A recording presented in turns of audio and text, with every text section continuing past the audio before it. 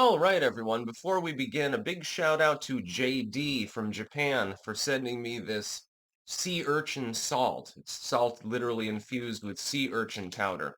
It is delicious. I'm making what's called a 7-day soup, as opposed to a forever soup. When you take the soup, you brew it up, you eat it, and then you've got leftover soup. So you simply put it into a pot, adulterate it, and add more things to it, and you can transform it over time. It's just a fun little experiment that I'm doing at the moment. Never done it before. Delicious, by the way, with the sea urchin salt.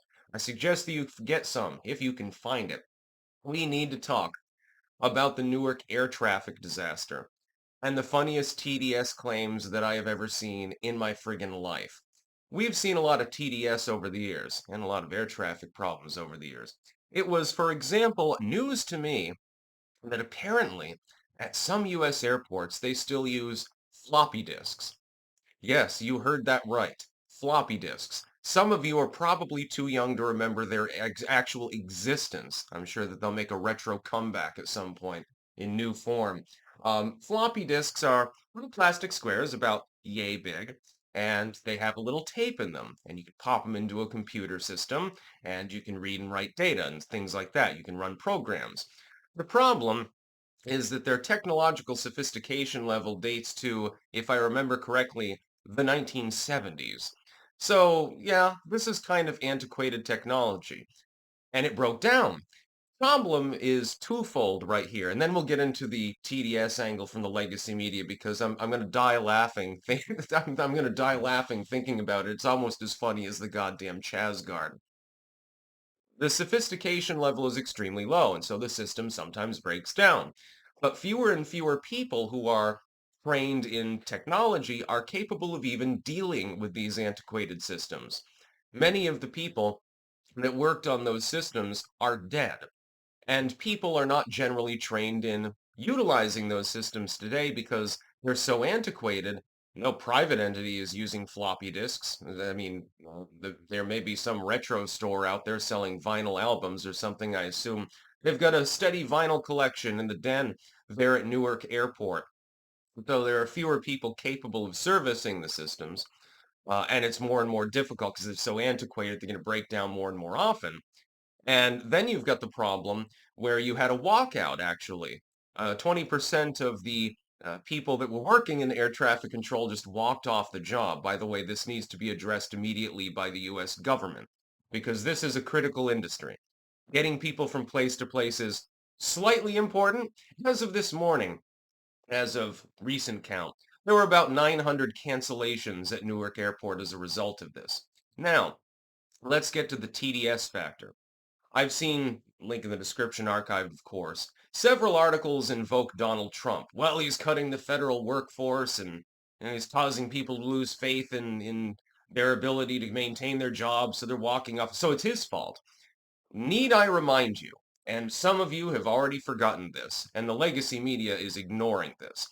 Donald Trump was warning in 2015 about the state of U.S. airports before he was even being elected. Before he was even elected, he pointed out, look, because he flies all around the world. I go to Dubai, I go to Beijing and stuff. They have big, big, beautiful airports, bigly. Then in the United States, by and large, they're pieces of crap. He was already warning about this a decade ago. And people at the time said, well, you're being un-American. How dare you disrespect our airports and compare those in China or Vietnam or something favorably to ours? But it's true. I've been through a bunch of airports in the United States. Some of them are fairly sophisticated and modern. I would think of Fort Wayne Airport, the revamped Burlington Airport, and so forth. Newark, while it is relatively sophisticated in its design, is apparently running 1970s technology for its air traffic system. Now I'm wondering, and I'm really, really fearing, is it possible that there are a bunch of other airports that can suddenly shut down, leading to hundreds or thousands of cancellations in a single day? I think that methinks that this is probable. I don't think you have that problem in fully modernized airports. And the full modernization system implemented, again, by Donald Trump initially, isn't going to be able to go into full effect until 2030. Well, that's going to be a while. Yeah, those floppy disks. I want one of those as a collector's item. If you happen to work in Newark air traffic control, when they swap them out, please save one for me because it'll be a valuable possession. It'll also be hysterical. I'll put it on display behind me here in the office. This disaster has nothing to do with federal job cuts. This was an equipment malfunction based on a problem that Trump himself identified 10 goddamn years ago. He had already warned that the airports were in disarray. By and large, not all of them. Some of them are perfectly fine. Like when I go through Fort Wayne, that's a main Delta hub, for points west especially. That airport is lovely, actually streamlined, walkable, has international flights, but it isn't over cumbersome to get from one place to another. And generally speaking, is very, very well run, very clean, and so forth. The bathrooms are clean. I like the Fort Wayne Airport. You could mill around there. I always hope when I go through there that I have a stopover of more than a couple of hours so that I can peruse the shops in there as well. I've been through Schiphol Airport, fully modernized. This is in the Netherlands. Fully modernized, unrecognizable compared to a place like JFK Airport, compared to a place like Newark. It's simply better. The way it's designed is better. It's almost like a shopping mall with an airport attached to it at times, but generally speaking, very well run, very courteous individuals working there, very clean, well run, just in general. Then you've got airports that are not so well run, it seems. Yeah, somebody inserted the wrong floppy disk, accidentally fried the computer, I guess, and all of a sudden, tens of thousands of people cannot make their connections and have to arrange different travel preparations. Well, I was going to go to Atlanta, for a holiday. Apparently, I can't get there without driving. Just switch my flight to whatever that plane is, the one that's not actually canceled yet. I'll just go there. I'll have a vacation there. This is probably happening at the moment. And all the legacy media can do is blame Donald Trump, who has not been in office long enough, may I remind you, to actually implement any meaningful features to the transit system in the United States. Where was Booty Judge? And he was too busy going to East Palestine belatedly, I suppose. Where was he? Where was the Biden administration when they realized, hopefully, although, the lights are on, but there's no one home, so to speak.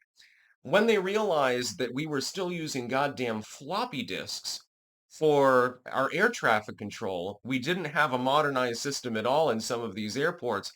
Why did they do nothing? Donald Trump got the ball rolling during his first administration. Apparently, the Biden administration never pressed the issue. And it'll probably be after 2030 anyway because the machinations of government are so slow. So it'll be up to whoever comes next probably to seal the deal. It's absolutely insane. The legacy media is insane for blaming Trump. The situation at air traffic is insane too. You're using you must have been running Windows 95 or something like that. Wow, that's real sophisticated and really reliable. This won't cause any problems at all. See, the problem is if I take a Windows 95 into the average techie shop, probably not going to know how to goddamn repair it at all. They probably did. How do you get the parts? Yeah, nobody's manufactured them for, 30 fucking years. Yeah, that makes a lot of sense. They need to modernize the system post haste, and Trump needs to press this issue, by the way. That's about all. Peace out.